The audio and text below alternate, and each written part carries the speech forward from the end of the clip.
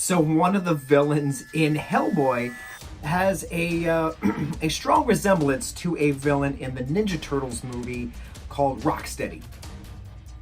Got me crazy.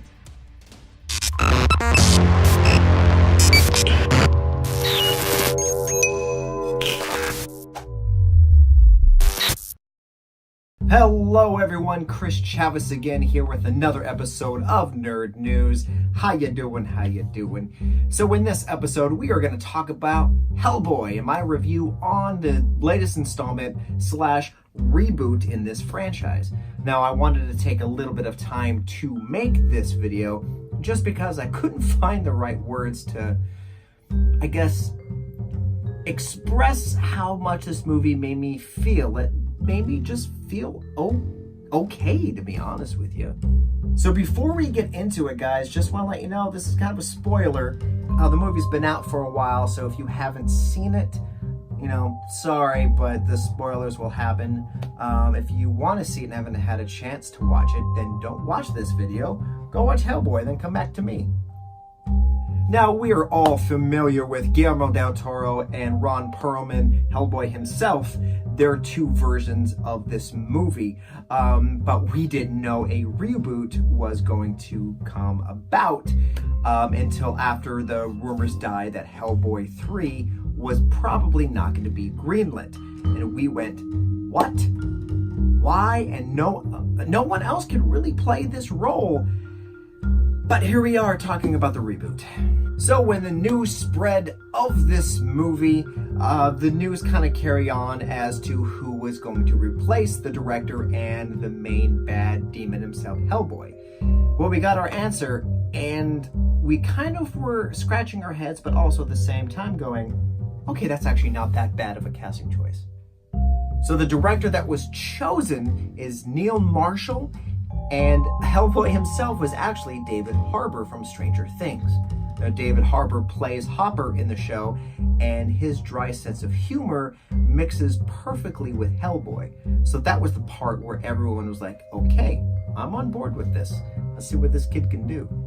So let's just jump right into the beginning, because this movie rehashes a lot of the things that happened in the first two Hellboy movies. Now, I understand why they did that, because there was such a long pause between Hellboy 2, The Golden Army, and a few years has go by until we get this one. Now, it starts off just like the first Hellboy movie. You have Rasputin. It's a brand new pudding by Jello. We have Rasputin opening up the portal to hell, only to be interrupted, I guess you would say, by the BPRD. Now, the BPRD are the good guys, and they're the investigators for the paranormal, and led by Professor Bloom, essentially. And they realize that the gates of hell have been open for a little bit, so something has to come through. What came through? The giant right hand of, not just the hand, but baby Hellboy, which was really cute, by the way. I want one. And fast forward a little bit, Hellboy realizes his true destiny, which he is the key in causing the apocalypse. Now, that is literally the exact same story in the first Hellboy. They kind of did that in the half of the movie. We'll kind of let on through that the entire movie. But they brought in a new villain, the Blood Queen, which we'll get into here in a few minutes. So Hellboy learns his true destiny and realizes that, yes, he is the key in causing the apocalypse.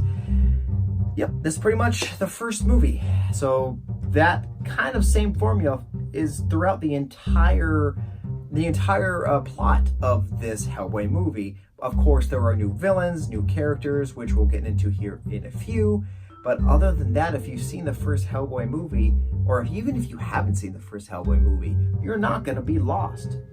Now, the newest bad boy on the block is actually a bad girl. It's the Blood Queen, played by Resident Evil alumni Mila Jovovich. Her story goes, she was a witch, and she was getting as much power as she possibly can. And as she's building her army, none other than King Arthur comes in with Merlin, and they defeat her. How do they defeat her? That's a good question. They cut her up into millions of pieces. Don't worry, she's still alive.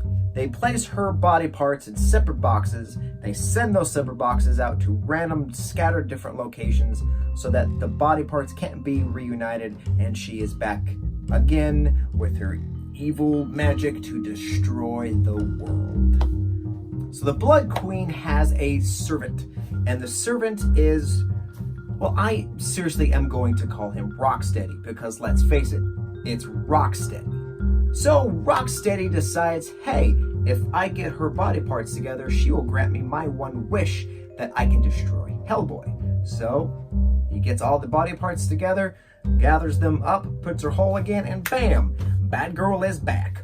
That's supposed to be magic coming from my fingers. So I mean, honestly, that's the premise of the movie. But the one thing I want to talk about is the cast. So we're going to start with the obvious first, David Harbour, Hellboy.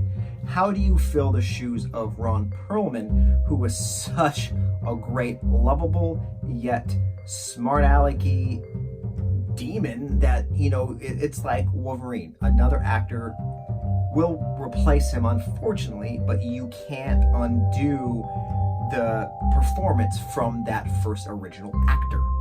But the way that David Harbour acts, he is Hellboy. I mean, it is a great replacement for Ron Perlman.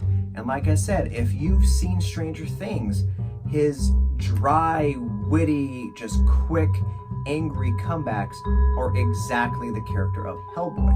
Now, this casting choice was absolutely perfect. I don't know who else was in line to be the demon with the right hand, but that was a great choice. I mean, good job. I applaud you for that one, guys.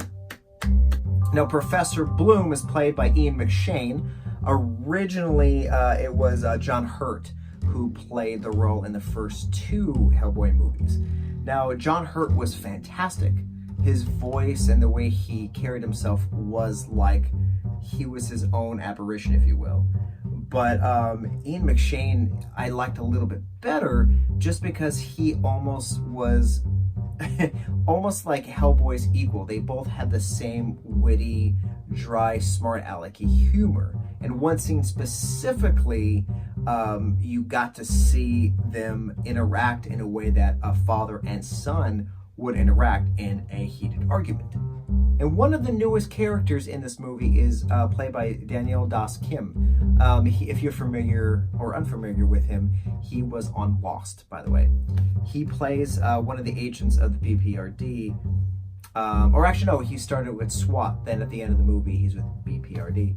But anyways, you learn throughout the movie that he is this werewolf cheetah type thing. It almost reminded me of Beast Wars. Do you remember? Remember Beast Wars? The cheetah. You know, remember the cheetah? That's right. I'm old, apparently. I'm the only one that remembers this. But besides the obvious point of his character changing form and just this cool CGI tiger, lion, cheetah thing, his character when he was a human form was yet again a neat contrast to Hellboy, with him just not caring about this giant demon man walking around. It's just like, you know what, you're a jerk, I don't like you, something about you I don't like. So his character was a nice little contrast, the yin to the yang of Hellboy, and he was a great new addition. And another new character, Alice Monaghan, is played by Shansa Lane. Now this character I could not get into. Her power was she can connect with the dead. So she learned early on if she like punches one of the dead, she'll knock their soul out of their body, which is really cool. But her character is very underdeveloped. You don't really care about her. And when she actually calls upon a soul that has passed on, it kind of, they did the same effect that they did on The Haunting in Connecticut, where the apparition would come out of their mouth like a giant speech bubble, and it's their apparition, and you can talk to that apparition as they're floating around. It was kind of, it's like I've seen this before, but her character was just, like I said, underdeveloped. I didn't really care if she lived or died in the movie. I probably could have done away with that character. Or at least if they have that character in the movie, give her more to do with that power. Give her more to do with that connecting to the undead that could somehow intertwined with the story better than what it did. Now, this is the first Hellboy movie that is rated R, and there's there's blood, and there's just a lot of blood in this movie. But there is, at the ending of the movie, the rated R rating really does come into play when the giant demons come out of hell and do all kinds of crazy stuff to people. Like, crazy stuff. I don't want to give it away, but all I'm going to say, there's one thing I'm going to say. One demon has literally giant blades for feet. And as he's walking through the street, you guessed it, he's going to step on people. And you just don't see a random blood splat. No. You see the full knife going in and just people being torn apart. And as he's walking down the street, the people are all on his legs. So it's like he's a demon shish kebab killer. There's a Netflix original for you. But all the villains in this movie, compared to the ones that we saw in the first two Hellboy movies, just failed in comparison. The other first two movies with Rasputin, you cared about those characters. You understood their character arc. You knew why they did what they did. You can see their transition from, I wouldn't say innocent, but from the beginning to kind of like their downward spiral to I'm going to cause the apocalypse, or I'm going to help cause the apocalypse. They have a reason for what they're doing. The villains in this movie don't really have a specific reason. It just jumps right to, oh yeah, I'm gonna get revenge. Now, the movie was fun, don't get me wrong, it did have a good time, but it lacked that creative storytelling that Guillermo del Toro brings to a project. He brings that fun, new, creative, imaginative, vibrant, just fun storytelling to just engage you, the audience. And this one kind of lacked that. It didn't have that hook, that like, all right, that's a neat little creature you got going there. Now, this movie was fun, don't get me wrong, but it didn't have that natural creativity storytelling that Guillermo del Toro brings to each project. It just had this kind of quick, get to the point, get to the quick action, get to the rated R now, and then the story will catch up type of feel. And with that, some of the movie felt rushed. Like, for example, some of the CGI kind of looked like it was a rough sketch as opposed to a finished, polished, CGI'd scene. For example, there's a part where Hellboy fights three giants, if you will, and it just looked underdeveloped. You can almost kind of see where the green screen stopped and where the actor was. It didn't look right. You could tell what they were trying to do with the camera angles, but something about it just didn't seem right. I don't know why I'm doing this with my hand. I guess this is sign language for it just didn't work. Try it. So in conclusion, I don't give this movie a thumbs up. I give it a kind of in the middle. And if they do another one, I think they'll learn from the story, the script, essentially, in this, and just build a more richer kind of creative storytelling that's in this comic world of Hellboy, which is fantastic. So what did you guys think of Hellboy? Did you prefer the original movies way back when, or do you like this new incarnation that happened, not today, but in 2019? Let me know in the comments below, and if this is your first time here, please hit the notification bell to be notified of new episodes as they happen, and don't forget to please like and subscribe. Well, see you guys next time, and until then, remember, you too might be the long-lost relative of King Arthur.